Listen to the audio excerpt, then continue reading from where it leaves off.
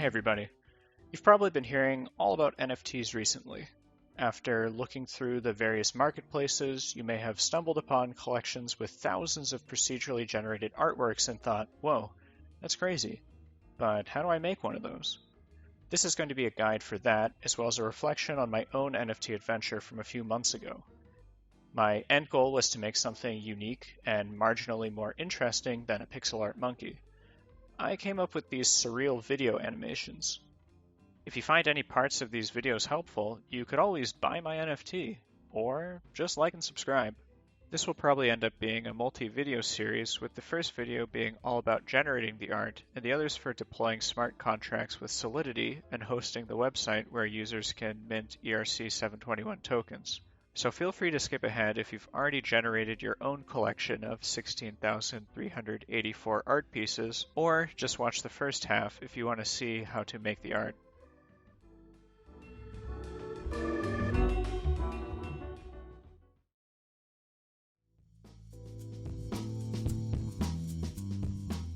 The cool thing about getting started making procedural art is that all of the tools can be free and open source. So all of the tools I use to create this massive collection are completely free. You will have to pay gas in Ethereum to deploy the smart contract, and hosting the actual artwork somewhere will probably cost a few bucks a month, unless you use something like IPFS, which I'm not super knowledgeable about, but I'll leave a link in the description if you want to check it out. The main programming language I use to automate the compositing is Python, and the exact version I'm using is 3.7.4. You can probably use whatever language you're comfortable with, but all of the examples I'll show will be using Python, the libraries or Python libraries, and you'll have to go and find the equivalent for your own language. I used Blender version 2.80 to make the animations. I did use Photoshop to draw the 2D artwork, but you could use a free tool like GIMP or Krita and achieve basically the same result. And I used FFMPEG to do all the heavy lifting with the image processing and effects like the color keying and file conversion.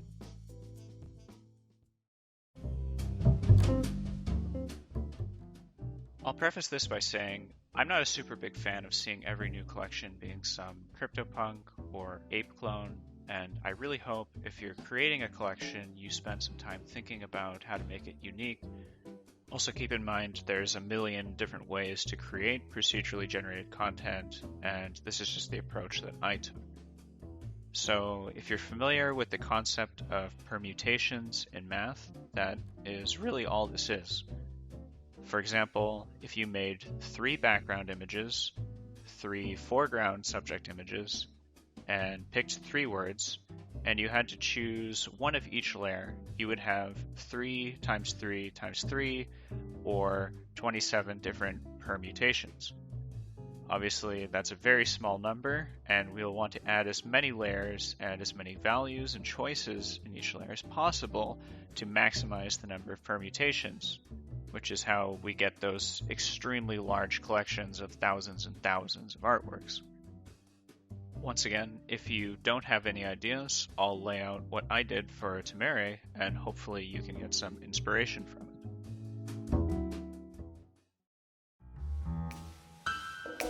I started with Blender to make abstract images. To achieve this, I faced a camera directly down at a 2D plane with a texture on it. I actually had no idea how to start this, so I ended up following this tutorial for making abstract art in Blender. And after playing around with the nodes for a bit, I started to get some pretty interesting results. The nodes I used were Voronoi, noise, and fractals, just linked up together. Pretty simple, but very powerful results. Then I thought, what if these could be animated? So I animated them by keyframing the values on those nodes. And to add another layer of complexity, I came up with about 20 or so color themes for each video. So each time I made an animation, I would have 20 variations of it in different color themes.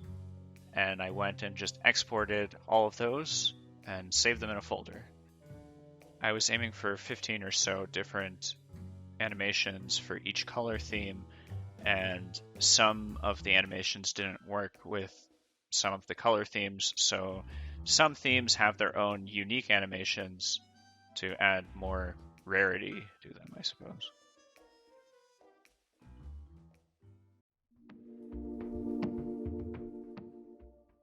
After that, I thought it would be cool to overlay some images and use the Blender animations as backgrounds. So I got to work drawing a decent amount of digital paintings, and I tried to keep them thematically similar since it was going to be a collection. The end result was 32 images, some a bit more detailed than others, which I suppose also adds to the rarity if you've got a good looking one. Because the animated backgrounds are videos, I used FFMPEG to overlay the image on top of the video, but that gave me another idea. What if I could overlay a different background video on top of one of the images? So I did a lot of testing with color keying, and this was about the point where I found out that FFmpeg is really cool and powerful, and you can do a lot of stuff with it. For example, you can key out arbitrary colors. So I went with the simplest option of red, green, and blue for each section of the image that needed to be keyed out. Green for the background, blue for sections of the overlaid image, and red for the text. And to combine the text with the base image, I used Python imaging library. There was a bit to learn about Unicode and fonts because I tried to use text from other languages. To save you the headache, essentially each font only holds a subset of all possible Unicode characters.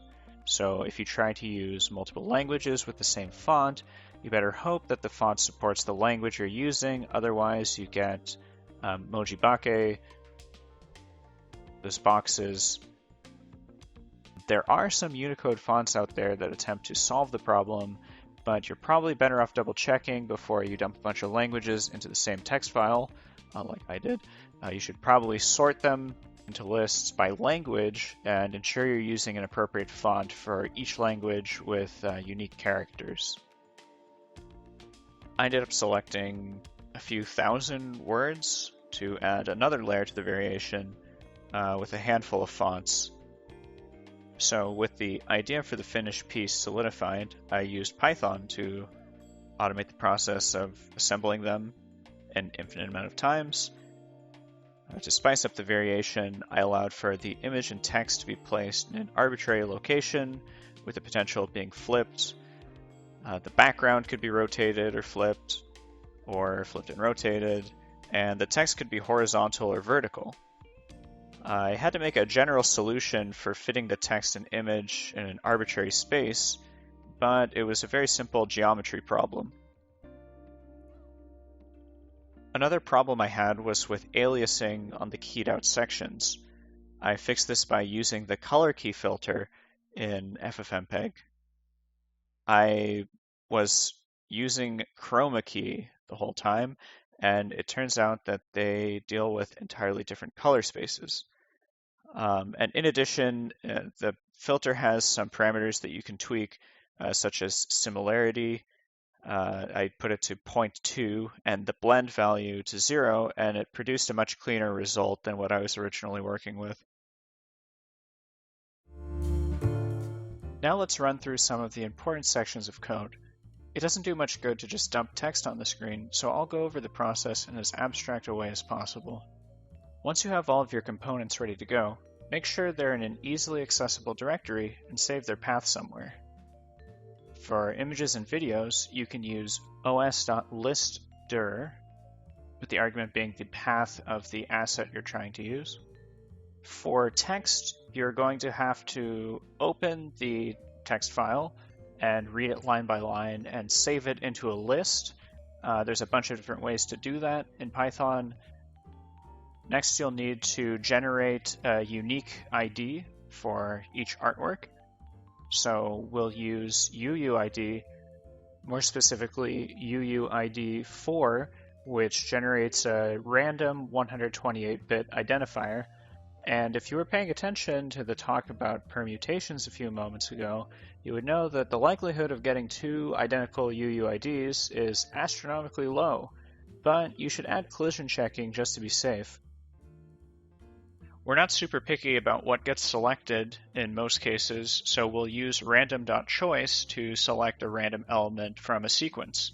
So those lists that we just saved earlier. I also saved the names of all of the possible transpositions because we do want to add more variations to the images. Note that the text orientation has two horizontals because I wanted to make it more common than vertical. So you can use this sort of weighted average to influence how rare a given value of a property is. I was considering adding rarity tiers to the project, but I decided against it for various reasons. We are, however, picky about the placement of text and foreground images, since we don't want them to overlap.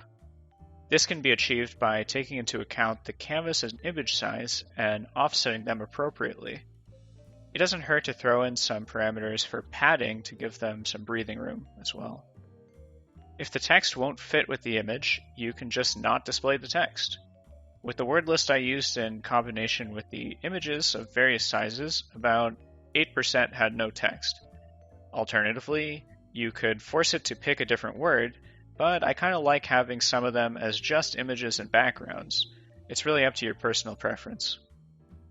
The key takeaway here is to separate your properties into things that can be selected randomly, like words from a text file, and things you want to be random but need to be meticulous about, like precise image placement. It really helps to draw a diagram of these spatial problems. So once that's solved, we can begin compositing the foreground image onto a green background, which is actually just a new image with Python imaging library. Keep in mind your canvas size should be the same as the video size you exported earlier in Blender. And the offset of the subject image is coming from the calculation we did earlier with the diagram. And also keep in mind that we want to key out parts of the image, so we made it blue. So the last thing we need to do in Python imaging library is to put the text on the image. We want the text to be turned into a bitmap so we can key it out. So we'll use imagefont.trueType with the font and whatever font size you want. One improvement I could do would be to use a monospace font so that I know the exact length of the text in all scenarios, but an estimation here is all right. The general rule I went with was the smaller words, the bigger the font size. And while it's unlikely, you can still get some funky ones that run off the side of the canvas if you don't give it enough space. But you can just call those misprints, and that'll increase their rarity. And so after figuring out how to not overlap the font with the image, you can use the text function in ImageDraw. Keep in mind there's a lot of parameters in the text, so when in doubt, just read the documentation. The important thing, though, is that we want the fill of the text to be red so that it can be keyed out as well. You can now save the base image with the text and image ready to be keyed out as a PNG in a directory somewhere. The end result will end up looking something like this. You could also use Python Imaging Library to piece together clothing on a base model or sprite. If you wanted to do that approach, I know a lot of NFT collections do that. I just hope it's not a monkey. One of the handy things you can do with Python is run command line commands with subprocesses. We'll make use of FFMPEG filters this way to both key out, rotate the various aspects of the artwork, and then piece it all together. The easiest way to do this would be to read up on complex filter graph syntax in FFmpeg, since we're going to be using a combination of different filters, and we're going to be feeding the output of the filters into the input of other filters. So I'll try to break it down step by step so it's easier to understand. First, we are going to pass in each video animation for the background, image, and text we selected with random.choice earlier, and the base image that's ready to be color keyed out with the -I flag. Next, if any element needs to be transposed or flipped, transpose it with the right parameters. Each rotation is labeled by 0 to 3. pass the transposed element into its respective output video. Next, we will apply the color key. Be warned, if your image or video has colors that are close to the color you're trying to key out, the video itself might get keyed out. To create two separate outputs for the same input, you can use split. That way, we can stitch together the reversed video with the original to map a seamless looping animation. Keep in mind, reverse uses memory to buffer the clip, but we made it only about 8 seconds, so it shouldn't be too much of an issue. Make sure the final video output is in the directory you want, with the file name being the UUID we saved earlier. Also, make sure to save a JSON file with all of the metadata information. I saved the values of each layer of the artwork, such as the rotation, the color theme, and the image I used, along with the UUID for easy referencing.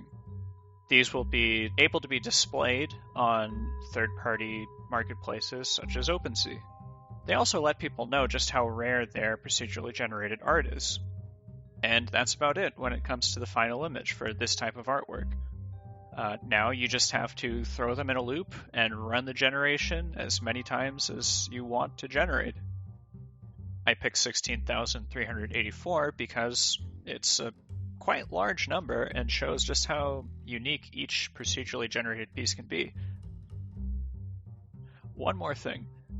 You can generate a thumbnail by taking the first frame of a video and downsizing it in FFMPEG. Once you've got all of your artworks generated, you do need to host them somewhere, and I used a Google Cloud storage bucket. Like I mentioned earlier, there's a bunch of different ways to host files on the internet. You could look into IPFS, but I've just used Google Storage.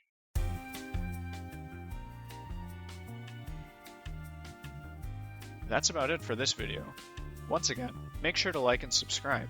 If you have any questions, feel free to ask them in the Temeri Discord. If you have any thoughts on procedural generation or NFTs in general, let me know in the comments section below. I'll be running a giveaway for Temeri number 7. That's this one right here. All you have to do to enter is join the Discord and write a message in the 2022 New Year giveaway channel. I'll be selecting the winner on New Year's. Stay tuned for the second part of the series where we'll be going over Solidity and smart contracts, as well as the website for minting ERC 721 tokens.